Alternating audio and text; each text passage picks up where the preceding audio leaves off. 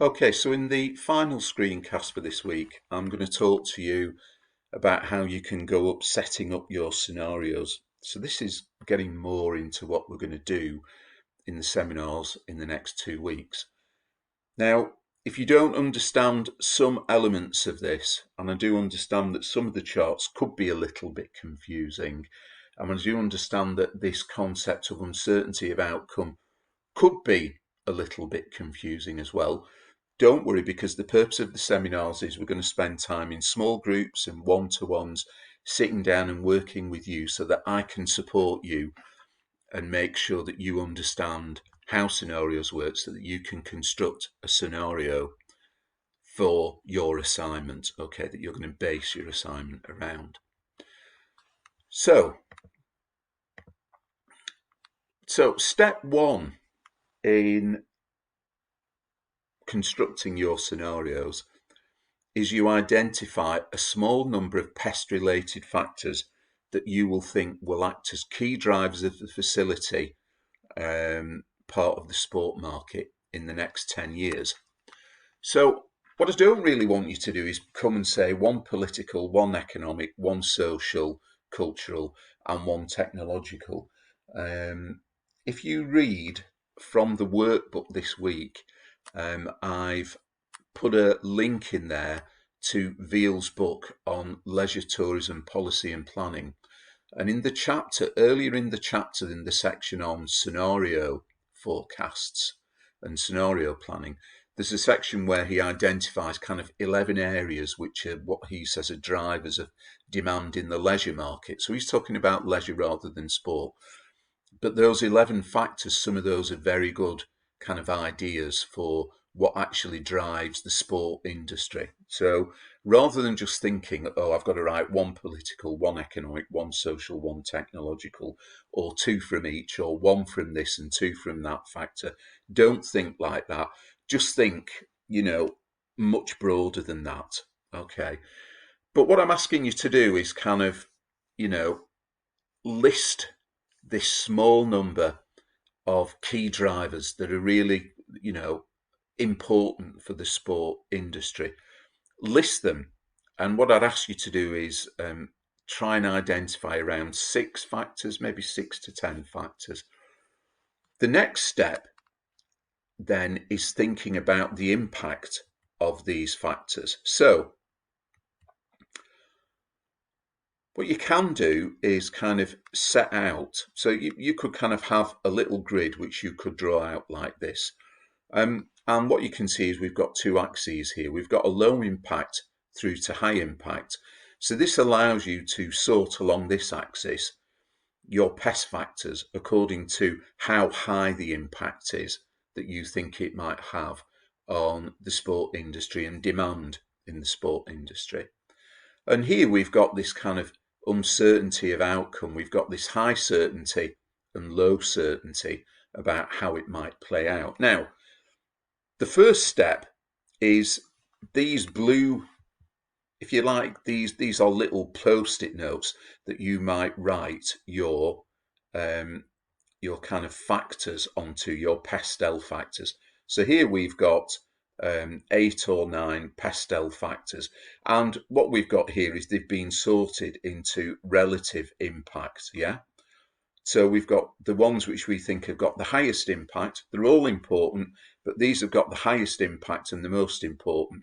And these have got the lower impact and are less important. Okay, now, the next thing to do is to think about this certainty and whether there's a high degree of certainty or a low degree of certainty about how this might play out in the future. Right? And remember what we said. We said that the critical uncertainties, the things like coronavirus, have got very low certainty. We are very uncertain about how that's going to play out in the future. All it needs is a new virus, a new kind of strain of the virus to come along, and we could find ourselves back. We hope it doesn't happen. We try and plan and mitigate against that, but past experience has shown us that if the virus mutates and change, then it's going to be very difficult to predict how things might go. Okay, so the idea is that you then take these factors and you plot them. These arrows here, you kind of plot them on this kind of high certainty, low certainty axis, right?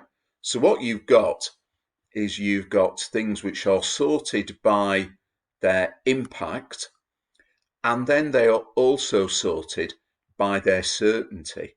Now, to develop your scenarios, you want factors which are both high in impact, so you think they're going to have a high impact, but they are also low in certainty.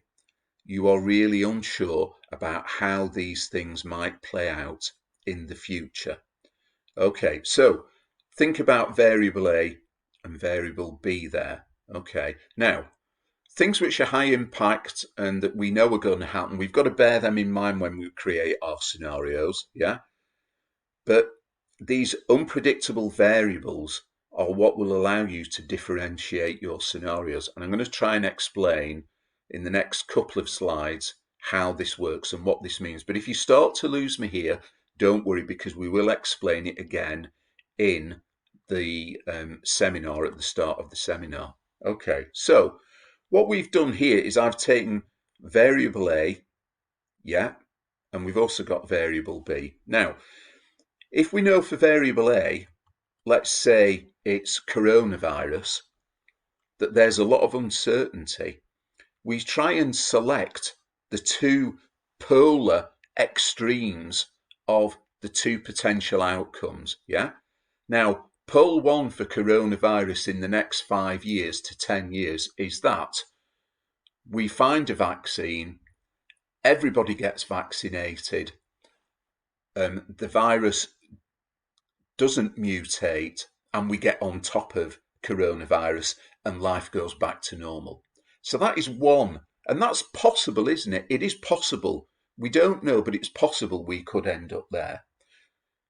The opposite of that is pole two.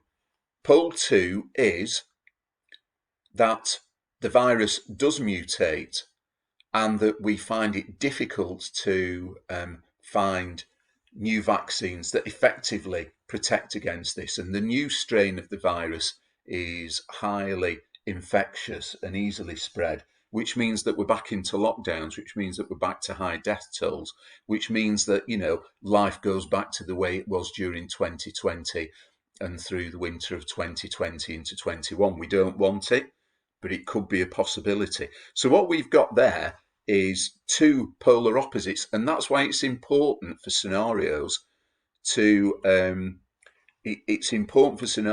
pick things that have got a high degree of uncertainty of outcome, because I'll try to explain in the next slide what this means. This means if we pick those two variables, variable A and variable B, yeah, what we then do is we draw another set of diagrams, and we have key variable A, pole one, let's say it's COVID. COVID recedes as a threat and life goes back to normal, yeah?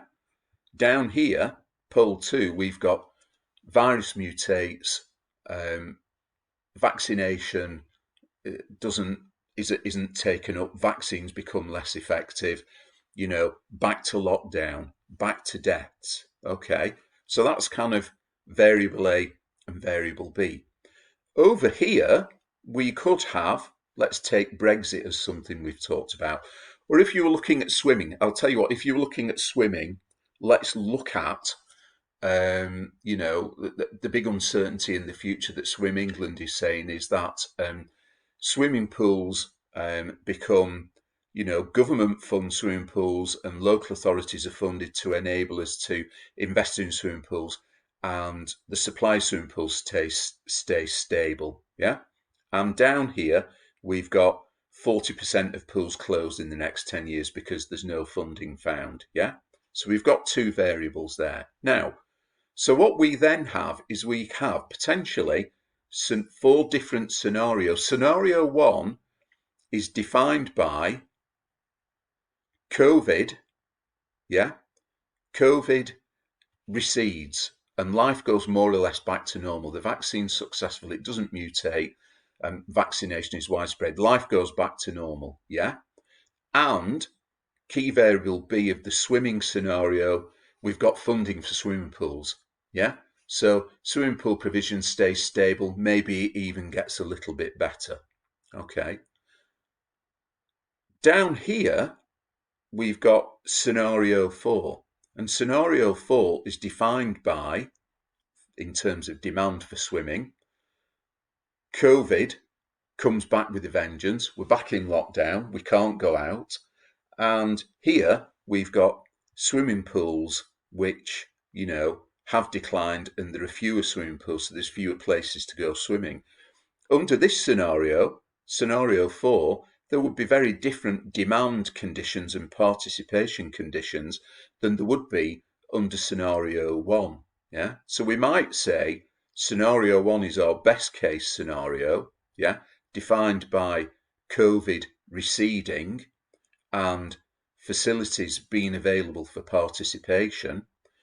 And scenario 4 is our nightmare or worst case scenario, where COVID comes back with a vengeance and swimming pools are already closing, and as participation shrinks, there's going to be less demand for swimming pools. So even some of these could close as we have fewer people participating, which means that swimming ends up in a downward decline or spiral of participation. So that's really what we're going to be working on in scenarios in the seminars that we've got coming up.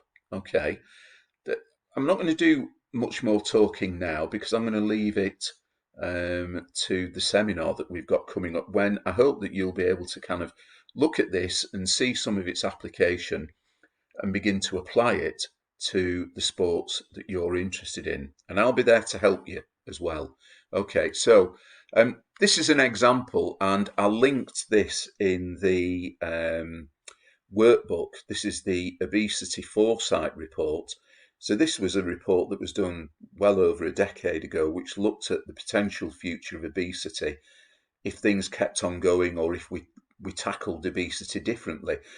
And you can see that this has got that same kind of approach, that your scenarios will look very much like this. I think you'll write more detail about what's going on in terms of demand or the situation under each of those scenarios. Okay, but this is going to be the task. I'm not expecting you to do any preparation for this. This is what we're going to be working on in class in week 2 and probably into week 3 as well. Okay. You're going to define a horizon year as 2031, so 10 years from now. Okay. You're going to brainstorm on the external environment and identify some pest factors. Yeah.